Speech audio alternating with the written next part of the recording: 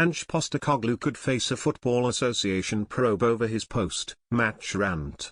Tottenham boss Postecoglou repeated the same answer 6 times, saying if all things were equal after his side's 2-1 defeat to Newcastle on Saturday.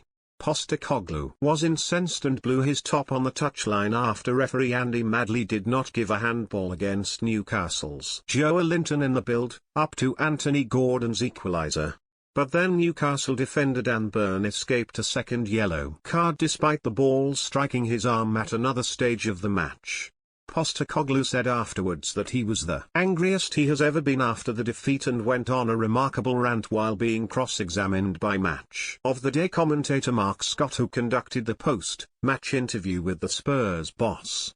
Under pressure, Postecoglou, whose side have now managed just 2 wins in their last 11 Premier League games, repeated the same answer but then refused to elaborate when Scott asked him whether he was unhappy at the officials or not having his full squad available. Premier League managers are allowed to express a view about referees and decisions, but they get into trouble with the FA as soon as they hint at any form of bias or question an official's integrity.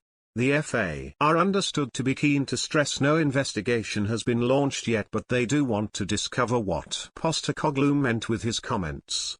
If the Aussie does admit the comments were about the referee, then he could find himself in hot water with the potential of a fine or a ban.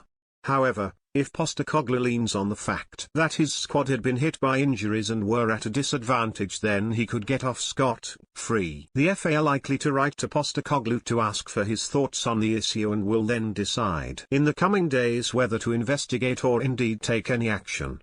Postecoglou was fuming on the touchline about Joelinton's handball, but the FA actually moved to clarify the law this summer.